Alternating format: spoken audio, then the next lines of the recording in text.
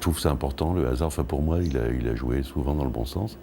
Moi, je suis tombé donc sur Goscinny Uderzo, qui montait un studio de dessin animé. Ils m'ont dit, si ça te dit, viens rigoler avec nous. Quand il s'agit de rigoler, j'ai toujours été partant. Donc, et c'est là que j'ai vraiment tout appris.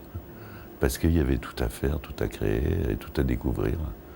Et je me suis pris de passion pour ce qu'on peut appeler ce métier. Ouais, ouais. Mais moi, c'est ce genre de film moi, que j'avais envie de faire depuis très longtemps, vraiment. Et la poésie, la poésie, elle est là déjà chez Tonino dans son histoire. C'est un poète extraordinaire. Il a une façon de raconter les choses. Il y a eu un vrai choc. Moi, je suis allé chez Tonino, donc il habite un petit village en Italie.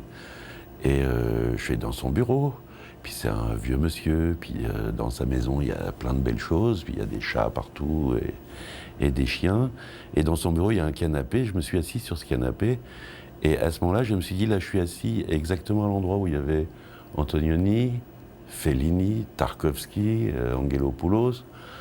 Dans la tête, il se passe un truc. Je me suis retrouvé un petit garçon, hein, que son histoire, déjà dans le livre qu'il avait écrit, elle est là, elle est omniprésente, et quand lui la raconte, c'est encore mieux, quoi. Il y a une collaboration extraordinaire. Pour moi, c'est une vraie rencontre. L'important, c'est l'ensemble. L'important, c'est de raconter l'histoire. Donc, c'est de raconter cette histoire qui est vraiment une belle histoire de Tonino, en essayant de maintenir l'attention, en essayant de faire en sorte que les spectateurs rentrent dans cette histoire, donc, et qu'il adhère avec nous à cet univers graphique. Donc l'importance, c'est un ensemble, chaque détail est là.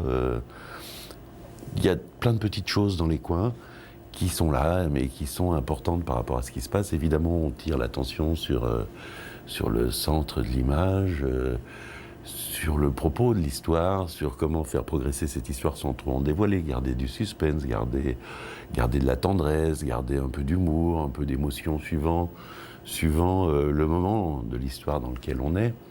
Mais l'important, c'est de raconter l'histoire avec, dans cet univers fascinant, quoi, de l'univers graphique que je trouve, moi, encore aujourd'hui, extrêmement beau. Ouais.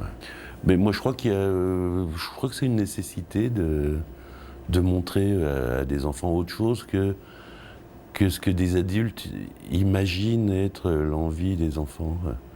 C'est vrai que c'est un dessin fort, quel qu'il soit. Les enfants y adhèrent, hein, ils y adhèrent peut-être même plus vite que les adultes. Et c'est bien de leur montrer ça parce qu'ils vont digérer tout ça. Et puis tous ceux qui auront envie de dessiner, parce qu'il y en a quand même dans chaque génération, ils auront digéré ça et puis ils emmèneront un peu plus loin, ouais. Comme pour la musique, comme tous les arts. La première difficulté, c'était d'adapter les dessins, les illustrations de Barkin à l'écran, donc. Parce que c'est vrai que Barkin, c'est un grand monsieur, c'était le directeur artistique du Bolchoï, c'est un grand metteur en scène d'opéra, décorateur, et qui dessine un peu comme Chagall, mais qui dessine sur du papier. Donc nous, ça ne nous va pas du tout. En fait, on a quelque chose qui bouge par rapport à lui, qui fait des choses qui sont fixes, qui sont équilibrées, composées, mais si on enlève un élément d'un dessin de Barkin, un morceau de sa composition, on casse l'équilibre. Et nous, notre propos à nous, c'est tout l'inverse. C'est de restituer son univers sur un support qui n'est pas du papier, qui est quelque chose qui bouge. Donc il avait fallu travailler toutes ces perspectives un peu folles, un peu fausses, un peu intéressantes, et dégager des espaces de jeu cohérents pour nos petits personnages à nous, qui doivent se déplacer au milieu de tout ça sans se cogner contre les arbres, contre les murs, et qu'ils aient l'air d'être en l'air tout en étant au sol. C'est un exercice sur la liberté, ouais. Déjà. Ouais. Alors, on peut parler de morale, on peut parler de... Moi, je souhaite pas qu'on parle de morale. Je souhaite que ce qu'il en reste, c'est que les vieillards s'ennuient quand ils sont tout seuls. C'est que les animaux ont besoin de liberté, ils ont aussi une personnalité. Et puis qu'ensemble, ils peuvent faire plein de choses. C'est une fable. Oui, en fait, il est de toute façon imparfait, c'est pas délibéré. Hein. Il est bon. Si, ce qui est délibéré, c'est ses perspectives, c'est cette façon de bouger. Hein, en imaginant que le critère de la perfection soit le roi lion, on en est loin. Ouais. Ouais. Mais il y a une façon de flotter. Je veux dire, c'est une fable, c'est une sorte de rêve. Donc les personnages doivent être un peu détachés, mais en même temps qu'ils flottent un peu dans l'air, ils doivent être, pour la cohérence de l'histoire, ils doivent être sur le sol. Donc ça, c'était un challenge, je trouvais un système, une façon de les faire bouger. Le côté caricature de Mastroianni passait... en fait, a disparu en cours de route. Ouais.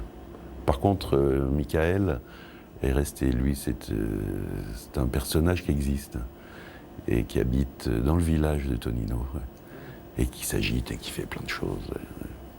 Il est là, il s'est reconnu et c'est vraiment lui. Ouais. Tout est vrai. Ouais.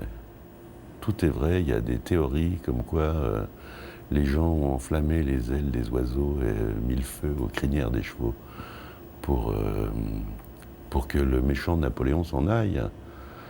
Il y a d'autres, mais je pense qu'ils mentent, qui disent qu'en fait des gens étaient restés dans les maisons avec des brûlots et qu'ils ont mis le feu en douce. Ça me paraît pas possible.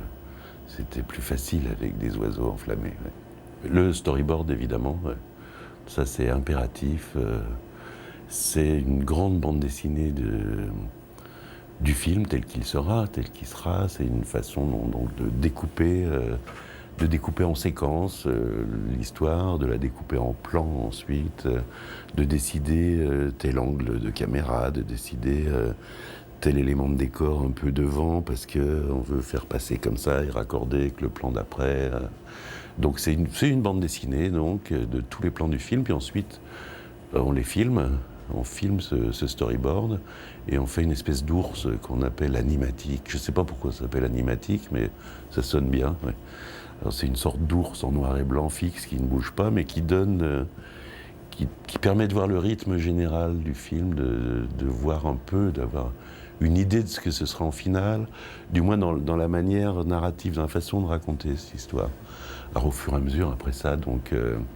Après le storyboard, on passe au layout, ce qui est un mot extraordinaire et mystérieux, qui est en fait un travail d'une personne qui dessine les perspectives, les décors au crayon, et puis une autre personne qui installe les personnages dessus pour dire il va de là à là.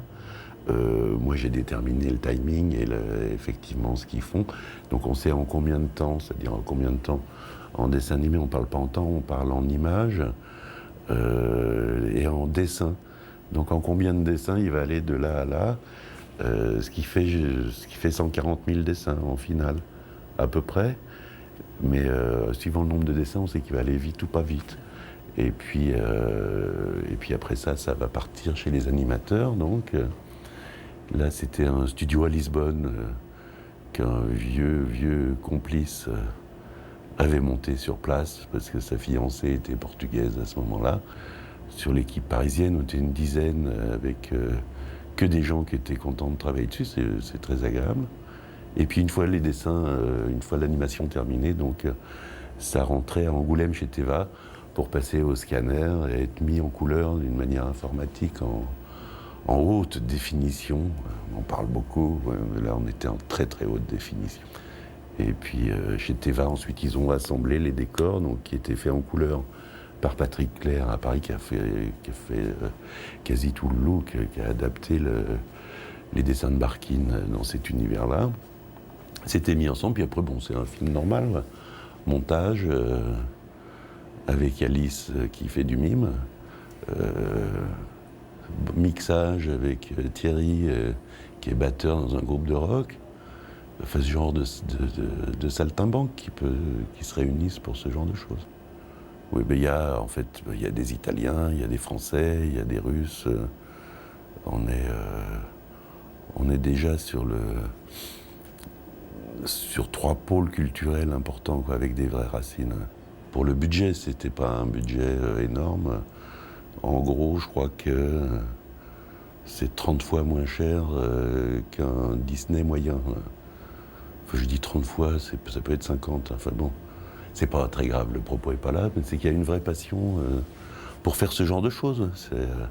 C'est notre fond culturel européen, c'est un graphisme que je trouve fascinant, c'est une histoire qui est superbe, il y a eu une envie de tout le monde de travailler là-dessus, hein, jusqu'à la fin.